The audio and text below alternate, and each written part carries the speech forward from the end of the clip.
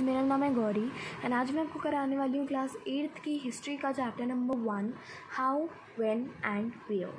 सो हमने class 7th में इतना पढ़ लिया था कि last powerful Mughal emperor was Aurangzeb.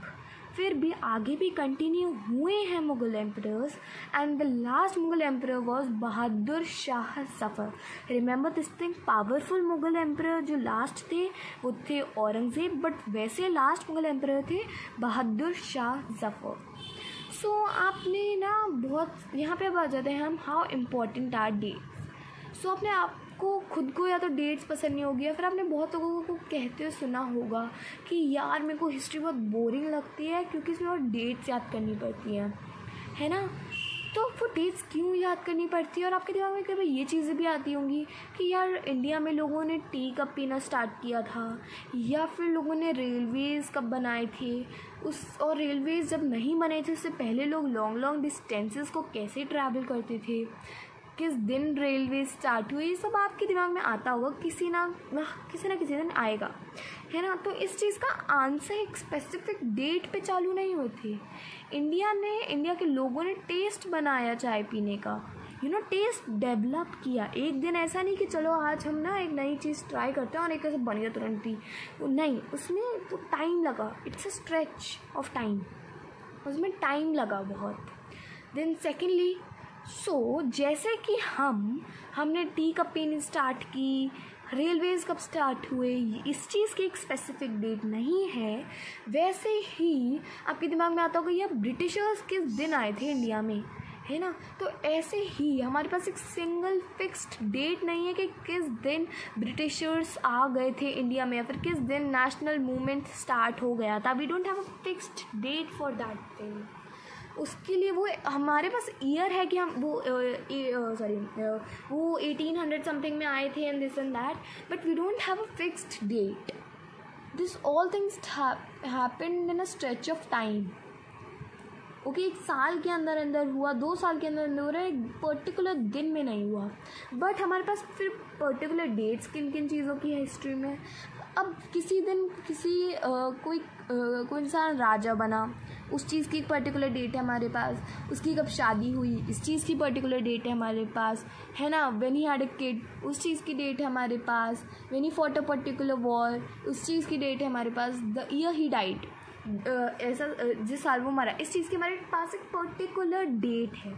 Okay, for event such as these specific dates can be determined. Specific dates हैं हमारे पास for this. Now which dates?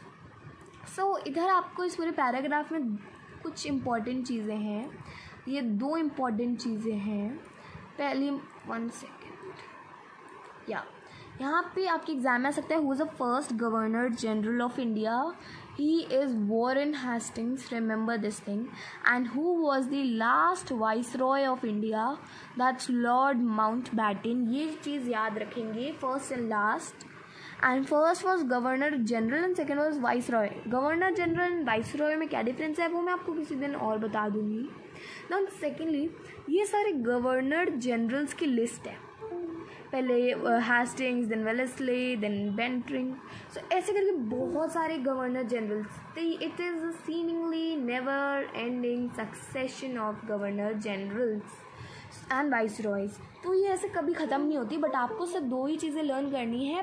पहला गवर्नर जनरल कौन थे एंड और लास्ट वाइसरॉय कौन थे, just this thing. Now one more thing कि ब्रिटिश पीपल या फिर उस टाइम के लोग ना हिस्टोरीज लिखते थे कि उस टाइम हो क्या रहा है। तो या फिर हमारे पास जो हिस्टोरीज़ है ना, वो हिस्ट्री की जो स्टोरीज़ हैं हिस्ट्री में जो हुआ वो सिर्फ किस चीज़ के अराउंड घूमती हैं, about the British governor generals की जो लाइफ है। अभी आप अपनी हिस्ट्री की बुक पढ़ोगे, ये जो बुक पढ़ रहे हो आप, इसमें आपको सारी चीज़ें ब्रिटिशर्स के बारे में मिलेंगी। आपको इंडियन पीपल, इंडियन फार्मर्स के बारे में कुछ भी नहीं मिलेगा। क्यों नहीं मिलेगा? Because we don't have it. हमें वो चीज़ है, हमारे पास हिस्टोरी में वो चीज़ है ही नहीं। Indian simply do not fit, they have no space. हमारे पास जितनी भी डेट्स हैं, ये वो डेट ये है ना, जो भी डेट्स हैं वो गवर्नर जनरल्स की है, ब्रिटिशर्स की है। हमारे पास कोई डेट नहीं है कि ये इंडियंस ने ये कब किया, इंडियंस का क्या हुआ एंड ऑल। तो इसके लिए हमें दूसरा फॉर्मेट चाहिए हमारी हिस्ट्री का। We need another format for our history. That would mean that the old dates will no longer have the significance, कि जो पुरानी डेट्स है ब्रिटिश गवर्नर जनरल्स की वो बिल्कुल भी इम्पोर्टेंस नहीं रखेंगी और नई डेट्स हमारे लिए इम्पोर्टेंस रखेंगी जो इंडियंस की डेट्स होगी। फिर अब हम आगे बढ़ते हैं, हाउ डू वी पीरियोडाइज। ना आप पूछोगे व्हाट इज़ पीरियोडाइज या फिर what is periodisation. So periodise basically mean कि उससे पीरियड्स में डिवाइड कर देना, टू डिवाइड दैट थिंग। तो डिवाइड दैट थिंग लाइक आपने हिस्ट्री, आप 6th में आपने पढ़ी होगी एंशिएंट हिस्ट्री, 7th में आपने मेडिवल हिस्ट्री पढ़ी होगी, अभी आप 8th में मॉडर्न हिस्ट्री पढ़ रहे हैं। सो ये तीनों क्या है, this is what periodisation is, we are dividing it into periods. Okay, now it's a very important thing now कि in 1817 James Mill, a Scottish economist and political philosopher, published a massive 3-volume work. एक Scottish economist and political philosopher James Mill ने 1817 में एक बहुत बड़ी 3-volume work publish की थी, A History of British India. Okay, अब इसको पीरियडाइज किया गया, इसको डिवाइड किया गया into 3 periods. First period was Hindu, Muslim and British. अब आप जैसा आज अपने इंडियन हिस्टोरियंस ने कर रखा है ना एंशिएंट, मेडिवल एंड मॉडर्न, वैसे ही जेम्स मिल की बुक में ऐसी जो 3 वॉल्यूम थी उसमें Hindu and Muslim and British के हिसाब से कर रखा था। बट इसमें बहुत सारी प्रॉब्लम्स थी, प्रॉब्लम्स हम नेक्स्ट पेज में डिस्कस करेंगे। अभी हम देख लेते हैं कि मिल ने उस बुक में, जेम्स मिल ने उस बुक में लिखा क्या था। Mill thought that all Asian societies were at a lower level of civilization than Europe. Mill सोचता था कि जब तक ब्रिटिशर्स नहीं आए थे उससे पहले सभी सोसाइटीज़, सभी एशियन सोसाइटीज़ में बहुत लोअर लेवल ऑफ सिविलाइजेशन था। According to his telling of history, before the British came to India, Hindu and Muslim despots ruled the country. उसके हिसाब से ब्रिटिशर्स के आने से पहले हिंदू और मुस्लिम, ना what is despots, despots mean dictators, despots means dictators. So according to him that before Britishers came to India, Hindu and Muslims dictators ruled the country and religious intolerance, caste taboos, superstition practices dominated social life. ये हमारे India में क्या क्या होता था उसने लिखा है ये सब। Now British rule, Mill felt could civilize India. उसने सोचा कि जब ब्रिटिश रूल आएगा तो वो चीज़ सिविलाइज कर, वो चीज़, ओहो wait a second guys, so he thought कि अगर ब्रिटिश रूल आया तो वो चीज़ वो सिविलाइज कर देगा इंडिया को। अब ब्रिटिश रूल आया तो अब सिविलाइज करने के लिए उन्हें क्या करना था, उनको यूरोपियन मैनर्स सिखाने थे, European arts, European institutions and laws in India according to Mill. Everything is, जो भी इधर लिखा है ब्लू कॉलम में, this thing is all according to Mill, James Mill. Mill in fact suggested that the British should conquer all the territories in India to ensure the enlightenment and happiness of the Indian people. For India was not capable to progress without British help. Oh my God. So the British Mill ने लिखा है कि India Britishers के बिना तो India capable ही नहीं था to progress. Oh my God. Now अब हाँ, जैसे कि मैंने बोला था हम प्रॉब्लम्स डिस्कस करेंगे कि उसके हिंदू मुस्लिम एंड ब्रिटिश पीरियोडाइजेशन में क्या प्रॉब्लम्स हैं. प्रॉब्लम्स ये है कि उसने उसे रिलीजन के हिसाब से, उसने उस चीज़ को रिलीजन के हिसाब से पीरियोडाइज किया है. अकॉर्डिंग टू हिम कि जिस टाइम पे उसने हिंदू लिखा है कि हिंदू के टाइम पे सिर्फ हिंदू ही थे पूरी कंट्री में, फिर जिस टाइम पे उसने मुस्लिम लिखा है उस टाइम मुस्लिम्स ही थे पूरी कंट्री में, पूरे इंडिया में. एंड जिस टाइम उसने ब्रिटिश लिखा है कि पूरी कंट्री में ब्रिटिश ही थे. But he is wrong. जब हिंदू थे तब और बहुत सारे फेथ्स, बहुत सारे रिलीजन्स एग्जिस्ट करते थे। उस टाइम मुस्लिम्स भी थे। जब मुस्लिम्स थे तब ये नहीं कि सिर्फ मुस्लिम्स थे, उस टाइम हिंदूज़ भी थे। एंड जब ब्रिटिश थे ऐसा नहीं कि सब ब्रिटिश ही थे, और भी बहुत सारे फेथ्स थे। सो ही इज़ रॉन्ग। उसका कहने का मतलब है कि सिर्फ एक रिलीजन एक टाइम पे था, but he is wrong. Okay, बहुत सारे फेथ्स साइमल्टेनियसली एग्जिस्ट करते थे। इवन जो रूलर्स थे वो भी डिफरेंट फेथ्स के थे। लोग तो डिफरेंट फेथ्स के थे ही, बट इवन रूलर्स भी ऐसा नहीं रूलर्स सारे सेम फेथ के थे। रूलर्स हिंदू के टाइम पे हिंदू ही थे, मुस्लिम के टाइम में मुस्लिम ही थे, ऐसा नहीं है। रूलर्स भी डिफरेंट फेथ्स के थे। Now, moving away from the British classification, historians have usually divided Indian history into ancient, medieval and modern. अब हमने जेम्स मिल का तो पीरियडाइजेशन देख लिया, हिंदू मुस्लिम British. Okay, remember this thing, Hindu फिर मुस्लिम फिर ब्रिटिश, बिकॉज आपके एग्जाम में आ सकता है कि जेम्स मिल ने किस तरीके से पीरियडाइज किया था।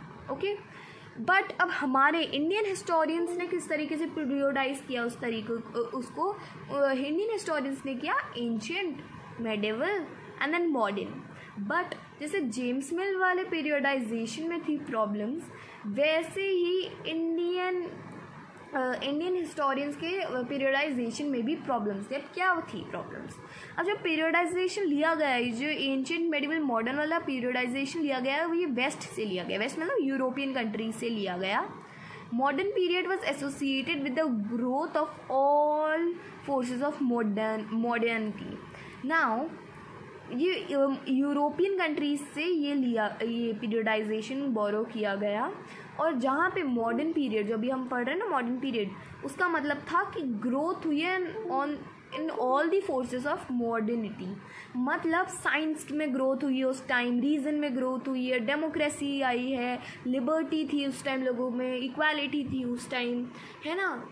मॉडर्न का मतलब ये होता है। बट हाँ, एक बार ये भी देख लेते हैं मेडिवल का मतलब क्या होता है। मेडिवल का मतलब होता है कि जब सारे जो मॉडर्न सोसाइटीज़ वाले फीचर्स थे, इक्वालिटी, लिबर्टी वगैरह वगैरह, वो सब नहीं थे ना। इसमें प्रॉब्लम्स ये थी कि ये सब अभी जब ब्रिटिशर्स थे, जब मॉडर्न पीरियड था, तब ना ही साइंस में ग्रोथ हो रही थी, ना ही हमारे पास डेमोक्रेसी थी, ना ही लिबर्टी थी, ना ही इक्वालिटी थी। सो हाउ कैन वी से इट अ मॉडर्न पीरियड? उसे हम लोग नहीं बोल सकते मॉडर्न पीरियड। इसलिए बहुत सारे हिस्टोरियंस उसको कॉलोनियल पीरियड भी कहते हैं। अब आप सोचेंगे भाई कॉलोनियल क्या होता है? सो ये रहा आपका answer, that what is colonial. When the subjugation of one country by other leads to these kinds of political, economical, social and cultural changes, we refer the process as colonization। मतलब subjugation मतलब हरा देना। सो जब एक country दूसरी country को हरा देती है या फिर रूल करने लग जाती है उस पर, एंड उसके रूलिंग की वजह से पॉलिटिकली, इकोनॉमिकली, सोशली, कल्चर में चेंजेस आते हैं, क्योंकि ऑब्वियसली जो पहले कल्चर था वो बदल गया है, पहले जो इकोनॉमिकल स्थिति थी वो बदल गई है। जब वो ऐसे चेंजेस आते हैं तो उस चीज़ को कॉलोनाइजेशन कह दिया जाता है। अब किस तरीके के economical, social, cultural changes, let us see. So कैसे चेंजेस है इकोनॉमिकली? कि भाई वो रेवेन्यूज़ कलेक्ट करते थे अपने एक्सपेंसेस को मीट करने के लिए, ट्रेड करने के लिए वो रेवेन्यूज़ कलेक्ट करते थे। Bought the goods they wanted at low prices, produced crops they needed for export and okay, so ये कुछ थे इकोनॉमिकल, सोशल, कल्चरल चेंजेस। तो ये कुछ थे चेंजेस। ओके, नाउ ये डेफिनेशन बहुत ज़रूरी है। What is colonization? Subjugation of one country by another leads to these kinds of political, economical, social and cultural changes। और कौन से social, cultural, economical changes? वो ये ऊपर रहा। सो गाइज ये था इसका पार्ट 1। आगे का चैप्टर मैं पार्ट 2, 3 में लाऊंगी, डोंट वरी। एंड अगर आपको वीडियो अच्छी लगी, इन्फॉर्मेटिव लगी, तो प्लीज़ सब्सक्राइब कर दीजिए। एंड मैं मिलूँगी नेक्स्ट वीडियो में। Till then take care, bye bye.